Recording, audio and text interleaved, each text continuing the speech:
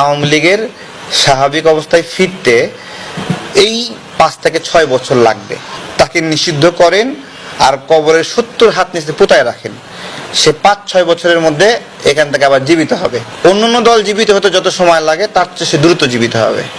তার অর্থনৈতিক সক্ষমতা, তার বুদ্ধিভিত্তিক সক্ষমতা, অনলাইন জগতের সক্ষমতা, প্রযুক্তিগত সক্ষমতা, আন্তর্জাতিকভাবে তাদের একটা যে স্টেক হোল্ডারশিপ আছে, এই সমস্ত কিছু কারণে তাদের সময় লাগবে 5 থেকে 6 বছরের মধ্যে।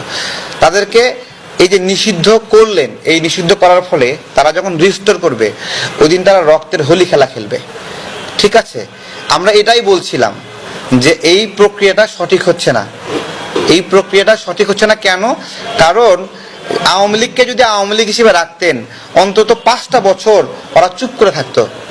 আজকে এই আওয়ামী লীগকে যখন বিএনপির মধ্যে নেওয়া হচ্ছে, এই আওয়ামী লীগকে যখন জামাতের মধ্যে নেওয়া হচ্ছে, এই আওয়ামী লীগের টাকা পয়সা অর্থকরীর উপর যখন এনসিপি ভর করছে, ওরা কিন্তু একটা স্ট্যাবিলিটি পাচ্ছে।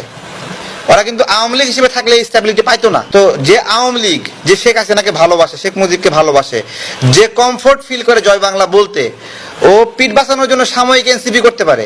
ও যখন স্পেস পাবে তখন ওইখানে ঘুরায়ে কইসাটা চট দিবে এনসিপি রে। বহুত বাটপারি করছে, সর এখান থেকে। এটা করবে না, ওরা করবে না। তাহলে আমরা বলতেছিলাম এইটাই, সবাই এখন আওয়ামী লীগ হয়ে গেছে বিধবার বউ, মানে ওই যে মানে স্বামী পরিত্যক্তা বউ হয়ে গেছে। এখন সবাই এই আওয়ামী লীগের সেবা যত্নে লিপ্ত হয়ে গেছে।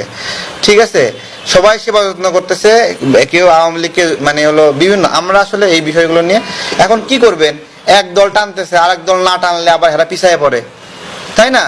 এখন এনসিপি হর হামেশা আওয়ামী লীগের ভিতরে ঢুকাইতেছে, ঘরে ঢুকাইতেছে। এই দিকে বিএনপি ঘোষণা দিতেছে যে আওয়ামী লীগের ফেরেস্তা যারা আছে তারা সদস্য হতে পারবে।